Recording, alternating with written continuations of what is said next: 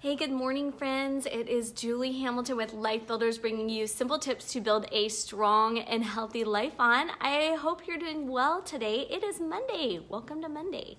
Hope you're doing great. Well, today's chat is not something I really want to share, but it's something I feel compelled to share that I'm supposed to share with you, so I'm gonna do it.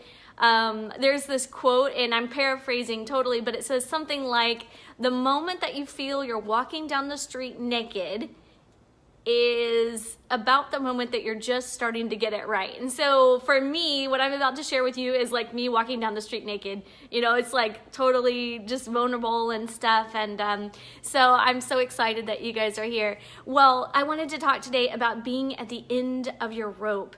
And I put up a post last night on social media about it because there's such a good testimony that comes out of the time when you're at the end of your rope. And there's some things that we need to remember. And, I was so blessed a couple weeks ago because my husband finally shared on social media that he's been struggling with his health. And this has been a long time struggle. It's been going on a long time, but I haven't been able to talk to you guys about it because it's his story. And he wasn't ready to tell his story. And so finally he started telling his story. And so I'm like, oh my gosh, now I can talk about it. Well, this is something that we've been dealing with for a long time. And bless his heart, he works so hard, but he only has a limited amount of energy, and so he puts all of his energy into helping our family, providing for our family. He's our sole provider, and so he puts all of his energy to that, and there's not much left over or anything left over. And he's in the process of getting some treatments and stuff that will hopefully help him get more energy. But what I've found is that then the rest ends up falling on me. So whether it's like taking Livy to sports and making sure she's got all her sports done and at night, but it's been a while.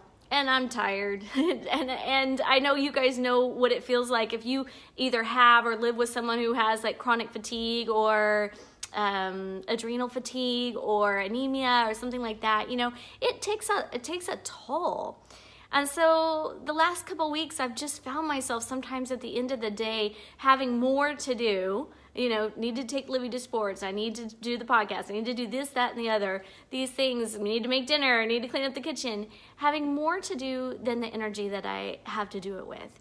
And I just want to share this with you as a testimony because every time I really cried out to God and said to him, I can't do this. I don't have the energy to do this. I can't do it. God has met me every single time. And I want to share that with you as a testimony that if you're at the end of your rope, there are things that we can do and there are places that we can go, and that it's okay to be at the end of your rope. It's actually, in some places, a really sweet place to be, and I want to tell you why. So the first thing that we can do when you're into the rope is, sometimes a few weeks back I did the don't have to be attitudes, and I took the Beatitudes and I talked about the things that we don't have to be. Well, the very first Beatitude says this: you're blessed when you're at the end of your rope. With less of you, there is more of God and his rule. And we think of being at the end of our rope as a bad place to be, but do you know sometimes it's actually a God place to be? Because when we're there, we have to learn how to be dependent on him. When we're going through these hard times, we have to learn how to lean on him. And as we cry out to him, that's when the miracles start to show up. I'll tell you one is we went on a trip recently and to San Diego, and I was just like really desperately like, God, I need to know you're with me. I just need you so desperately, and not in just like a ha ha ha, everything's great, I need you. No, it's not like that. It's like, I need to know that you're with me. And so we go on this trip. We decided just on a random late thing of spur of the day, we were just like, hey, let's go to the San Diego Zoo. Well, San Diego Zoo is an amazing zoo. It's not cheap. And so we're standing outside and we're walking and we're kind of debating back and forth. What tickets do we want? What do we want to do? And we're just kind of dilly-dallying around, taking forever. And then finally we decide, okay, now we're going to go. And we're walking to this thing. And this lady comes up to us and she said, are the three of you going to the zoo? And we said, yeah, it's me, Damien, and Livy. She said, you know what? I have these 3 tickets and we're not coming back till October, so I want to give them to you. So she gave us 3 tickets, and it had all the stuff on it. I mean, all the things that you get to do. Oh, I love that, Lorraine. Yeah, and you know, in that moment, I just looked at her. I put my hand on my heart, and I had sunglasses on so she couldn't see my eyes, but my eyes welled up with tears, and my mouth was open, and I was just like, you know why? Because God was using her to speak to me, just to say, like, I'm here with you. It's okay. And sometimes our place of desperateness is right where God wants us to be. There's less of us and more of him. So don't be afraid, number one, to cry out to God in your desperateness. Number two, when you're at the end of your rope, guess what? There's more inside you than you think. That's number two. There's more inside you than you think. And when you're at the end of your rope, you can actually dig a little deeper. I was listening to a podcast this weekend. I think it was Banning Liebscher. But he said he went into his mentor and he's like, I have nothing left to give. And his mentor was like, yes, you do. You have more to give.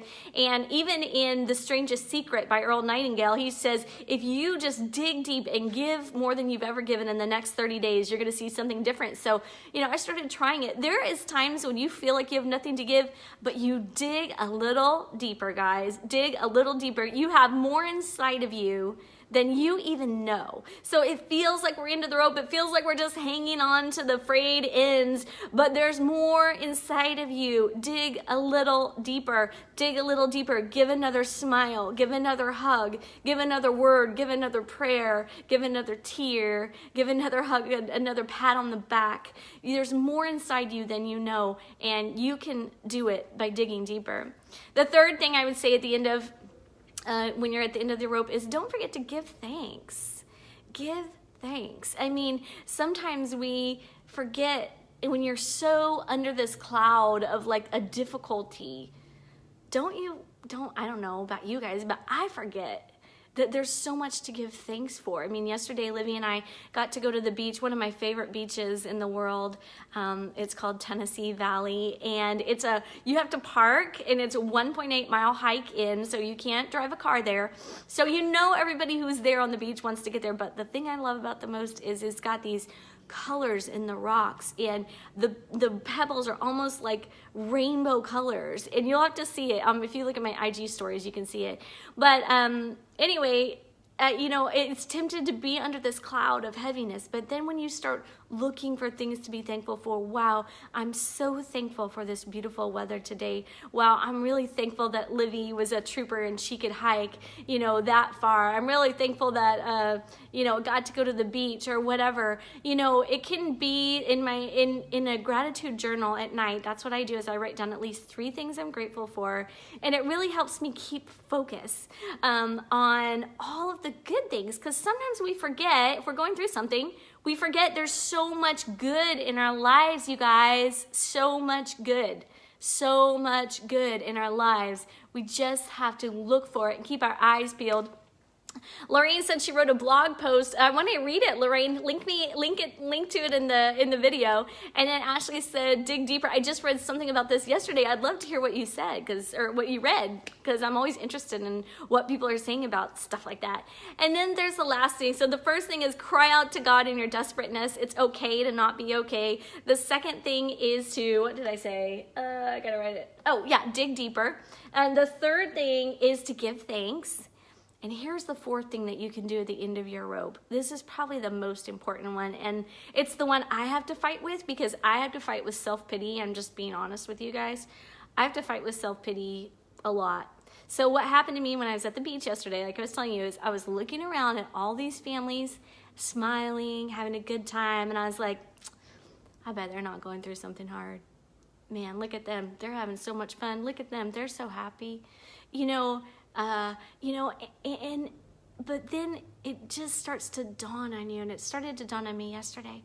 I wonder how many of these people are going through a divorce, or I wonder how many of these people, someone they love has cancer.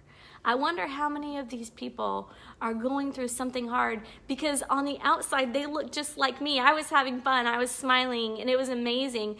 And we can sometimes view other people from the outside, and we forget to look for the people that are at the end of their rope, right?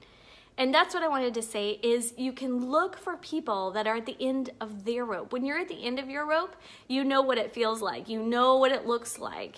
You know you're in that space. So you're able to reach out and identify with someone who's at the end of their rope, right? When you're at the end of your rope and somebody comes up to you and they're like, I'm at the end of my rope. You're like, I know how to pray for you, right? So don't forget to look for people who are at the end of your rope because they're all around you and everybody you know is fighting some kind of battle that you don't know about. And I love that in our last interview with Betsy Sutter, she said the one thing that she tries to do is she never assumes that she knows where anyone is coming from.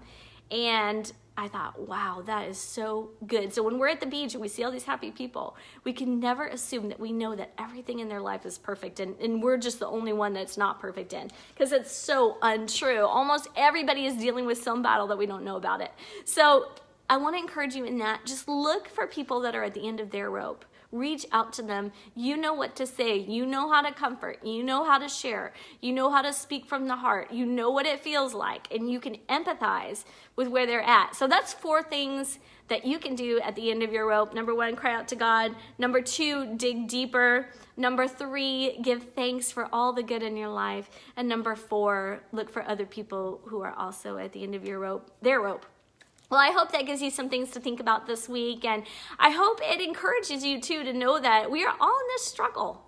It's not like everybody's life is perfect, looking around, but yet that is where the best sacrifices come from, is the struggle. That's where the best sacrifice of thanks comes from, in the struggle. It means so much more when you're thankful in the struggle than when you're thankful when everything's perfect. So I love you all. I wish you the very best day, the very best week, and just seeing a blessing for you today. All right, guys. Oh, here goes Libby. Hi. Go live your... Oh, wait. Are we going to say it together? Wow. Oh, we're going to say it together? Oh, go live your big, amazing, beautiful life. Bye. Love you. Bye.